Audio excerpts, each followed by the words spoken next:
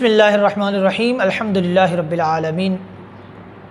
والصلاة والسلام علی سید الانبیاء والمرسلین اما بعد فاعوذ باللہ من الشیطان الرجیم بسم اللہ الرحمن الرحیم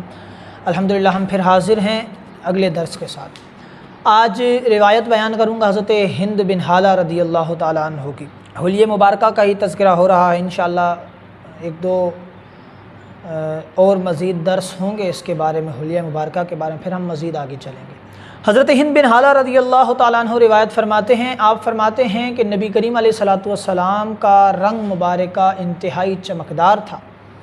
اچھا، ان روایات کے اندر وہی الفاظ بھی موجود ہیں جو ہم پہلے پڑھ چکے ہیں، درس ہو چکا ہے، تو کوشش کریں گے کہ جو روایات کے اندر وہ الفاظ آتے ہیں حلیہ مبارکہ کے جو پہلے ذکر ہو چکے ہیں تو وہ ہم ان کو چھوڑ کر آگے بڑھیں گے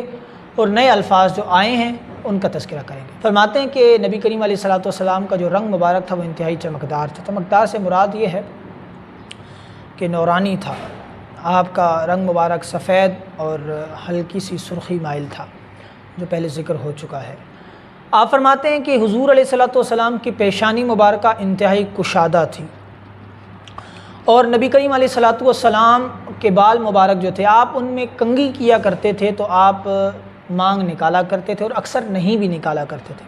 دونوں روایات موجود ہیں، مانگ نکالا بھی کرتے تھے اور کبھی کبھار نہیں بھی نکالا کرتے، یعنی خاص اہتمام مانگ کا نہیں کیا کرتے تھے۔ آپ کے بال مبارک بالکل سیدھے نہیں تھے، بالکل اسٹریٹ ہوتے ہیں، تو اس طرح نہیں تھے حضور کے بال مبارک، بلکہ حضور علیہ الصلوۃ والسلام کے بال مبارک ہلکے سے گھنگریالے تھے، بل کھائے ہوئے تھے، زیادہ گھنگریالے بھی نہیں تھے۔ اور پھر نبی کریم علیہ الصلوۃ والسلام کے ابرو مبارکہ، یہ دونوں ابرو مبارکہ، کہتے ہیں کہ حضور کے ابرو مبارکہ کے درمیان بال نہیں تھے، یعنی یہ دونوں جدا تھے اور بیچ میں فاصلہ تھا،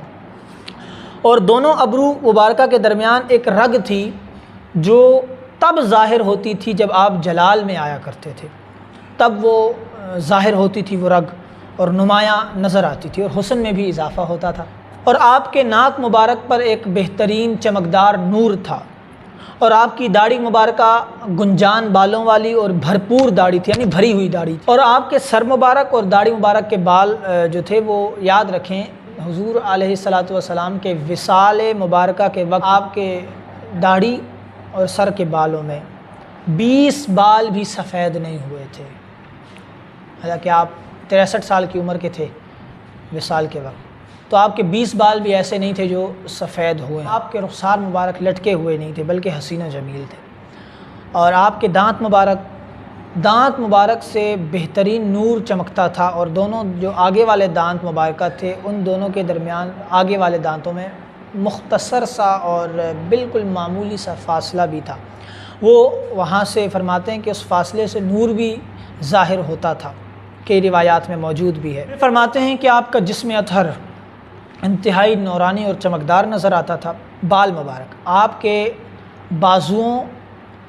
اور کندھے مبارکہ اور سینے کے بالائی حصے پہ بال تھے معمولی سے، اور آپ تیز رفتار تھے اور ذرا کشادہ قدم رکھتے، یعنی چھوٹے چھوٹے قدم نہیں رکھتے تھے بلکہ کشادہ قدم رکھا کرتے تھے۔ آپ کی نگاہ مبارکہ نیچی رہا کرتی تھی، یعنی آسمان پر بھی آپ نگاہ کرتے تھے، یعنی وحی کا انتظار ہوتا تھا جب، تو آپ آسمان پر بھی نگاہ فرمایا کرتے تھے، لیکن اکثر اوقات میں بسا اوقات آپ آسمان پر نگاہ فرماتے تھے، اکثر اوقات آپ کی نگاہ شرم و حیا کی وجہ سے زمین پر ہی رہا کرتی تھی اور نیچی نظر کے مالک تھے، اور گوشہ چشم سے دیکھتے تھے، یعنی حضور شرم و حیا کی وجہ سے آنکھ بھر کر نہیں دیکھا کرتے تھے، شرم و حیا سے دیکھا کرتے تھے، جس سے ملتے خود ابتدا کرتے سلام کی۔ حضور علیہ الصلوۃ والسلام کا طریقہ مبارکہ یہ تھا کہ حضور جب کسی سے ملتے تو خود سلام کیا کرتے تھے۔ حضرت جابر رضی اللہ تعالیٰ عنہ روایت فرماتے ہیں کہ ایک مرتبہ چاندنی رات میں نے حضور علیہ الصلوۃ والسلام کے چہرے مبارکہ کو دیکھا، تو